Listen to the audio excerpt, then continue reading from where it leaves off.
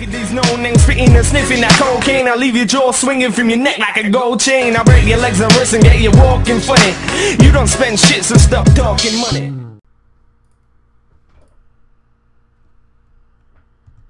Yo, what's going on, everybody? You're just straight out of Boston, here, aka the King of Boston.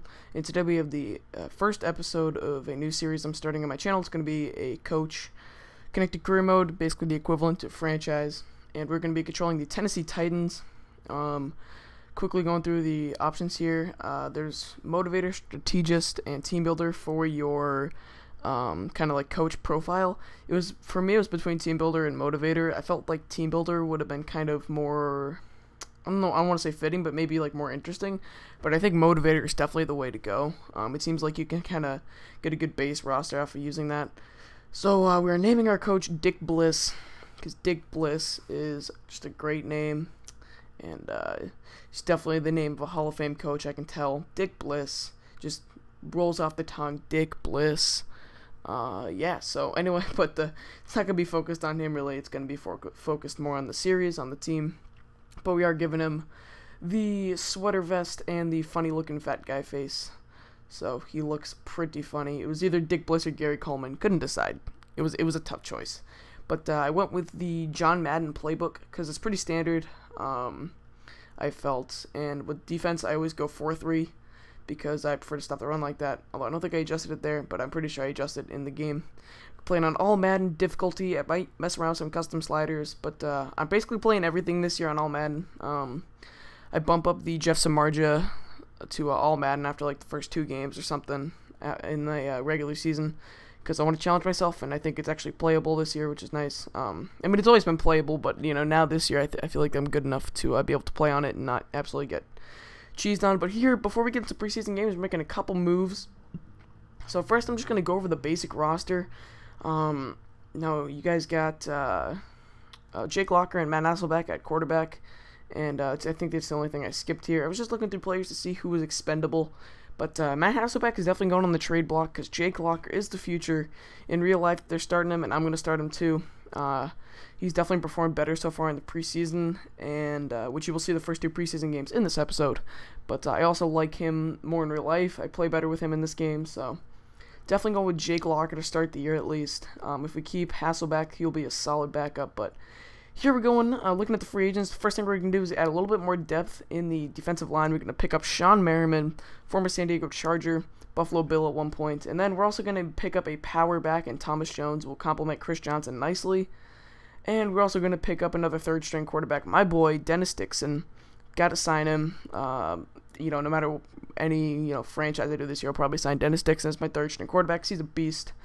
But those are the basic moves I did before I started the season. I didn't go after like a Plaxico Burress or any of those guys because I didn't want to give those guys too much money. Plus, here like Randy Moss gets cut like in everyone's connected career mode. So if he does, I'll probably be looking at that.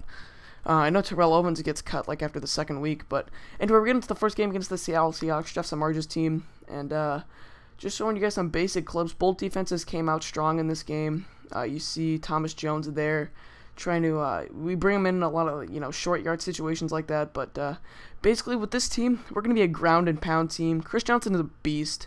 Not in real life really, but he's kind of like a Reggie Bush, to be honest. He's just so fast. I can run just, alright, I shouldn't say I can run just like him, but I can run just like I run with Reggie. I can run with Chris just like I run with Reggie. I don't want to like make it sound like I'm really fast because I'm really slow in real life, but anyway, it's besides the point. So I'm pretty good at controlling the speed backs. I used Chris Johnson a lot in a franchise I did in Madden 11, and I didn't play franchise too much in Madden 12, but anyway, so I'm pretty good with Chris Johnson, and then Thomas Jones complements him very well. I found a quote on Twitter that said, I think someone said that they think Chris Johnson struggles a lot these days with the lack of Lendale White, who was always a power back, who was able to come in and run up the middle when they needed to. And now they're putting more of that responsibility on Chris Johnson now. But here Matthew Hasselbeck is in, and he's trying to earn back that starting role, but he's not helping himself out, throwing an INT there, which would put them at about the 2-yard line. So not a good start for Matthew Hasselbeck. But yeah, this is going to be a run-first team. Playing on all Madden, I noticed that you throw a lot of at least I throw a lot of interceptions.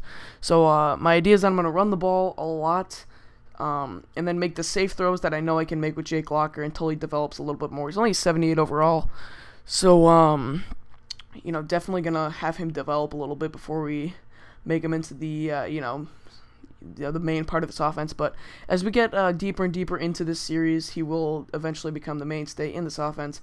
I think I'm going to be doing 2 games per episode for this series just to get it going a little bit. If I do 1 game per episode, that could be a lot of episodes before we even get through a full season. So, and you know, based on the amount of time that I'm gonna have once school starts, I'm only gonna be posting the series 2 days a week. So I think I figured out my schedule when school starts. I'm gonna post a channel update, as I've said before, when school does start, so I can keep you guys updated on that.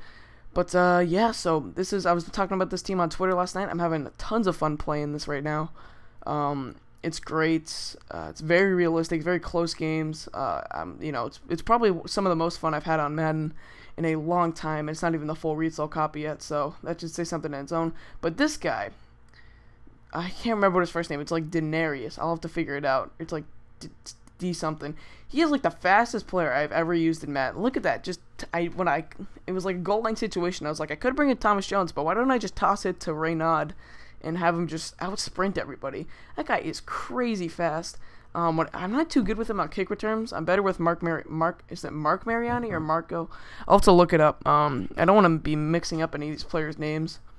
So I'm going to probably print out a sheet of the Titans roster or something, so I'll have it with me when I do these commentaries. But I know most of them, to be quite honest. Not all the defensive players, but I know a ton of the offensive players. Like, this is Lavelle Hawkins getting a touchdown. Lavelle Hawkins has probably emerged as a potential 3rd or 4th wide receiver.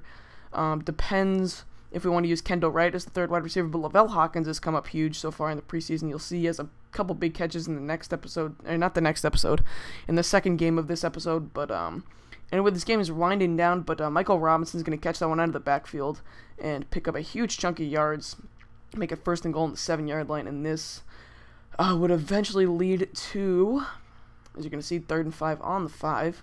3rd and goal on the 5. It's going to lead to a touchdown for the Seahawks, and then they're going to go for 2. And there's Doug Baldwin there, who I believe gets, like, released in this. Or maybe he got released in my connected careers with Samardzija. Because I don't understand why. Doug Baldwin's really good. I would sign him.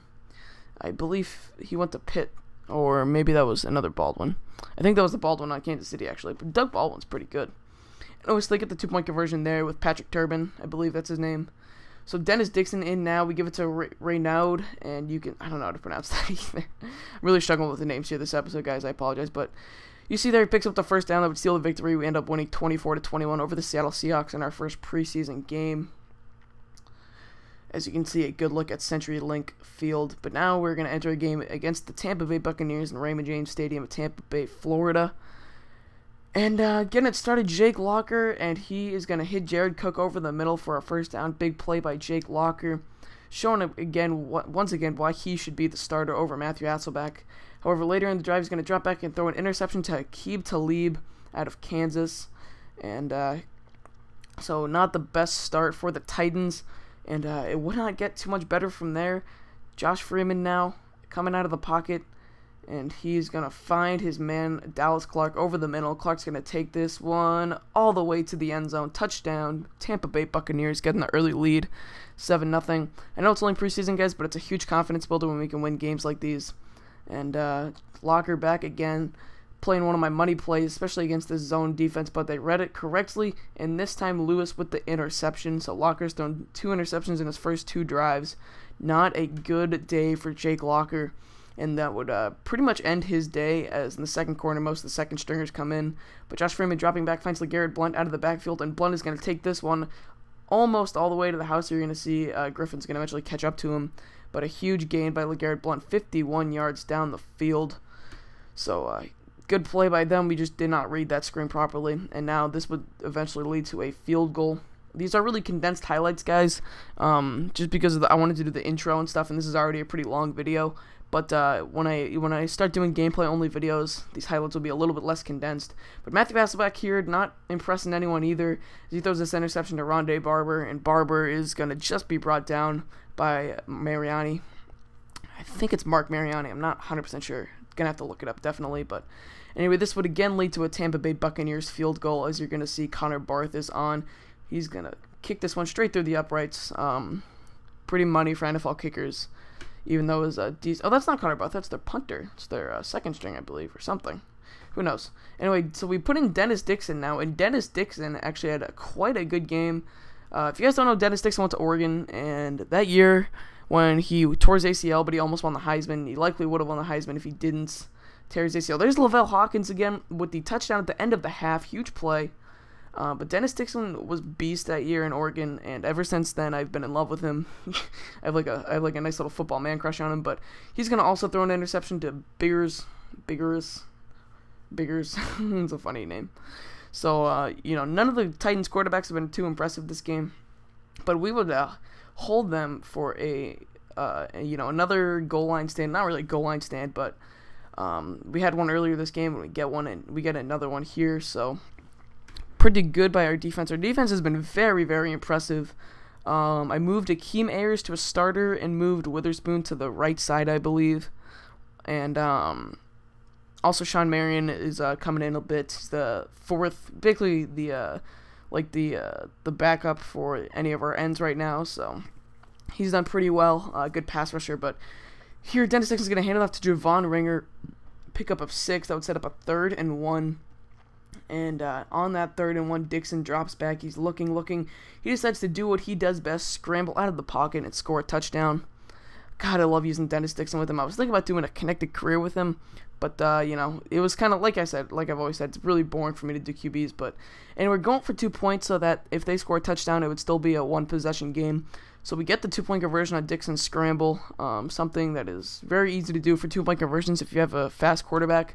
That's like the easiest way I know how to do it. But anyway, Dan Orlovsky is going to find his tight end Stalker out of the after he scrambles out of the pocket a little bit on that play action, and this would lead to a 3rd and 2. Orlovsky's hands off to Doug Martin. Martin pushes his way in for the touchdown. So the Buccaneers go up 23-15, but because we got that 2-point conversion, it is still only a 1-possession game, so we have a chance here. First play on the next drive, we're going deep, and Dixon to Lavelle Hawkins. Lavelle Hawkins, everybody. He is a beast. I don't know what it is, but he seems to always make the big plays. He's definitely one of our good deep threats this year. Even though we have guys like Nate Washington and Kenny Britt who should be better, and Kendall Wright is also not the worst deep threat in the world. He and RG3 hooked up a lot when they were in college together. But anyway, looking for an audible here, something where Dixon can scramble and do what he did last time. So he's going to drop back and go up the middle, end up getting into the end zone for the 2-point conversion. So we have tied this game at 23 with 1:43 left.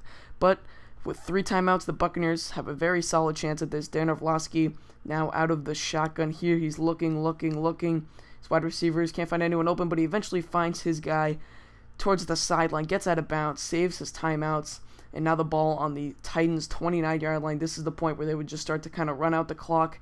Doug Martin, you can see there at a Boise State.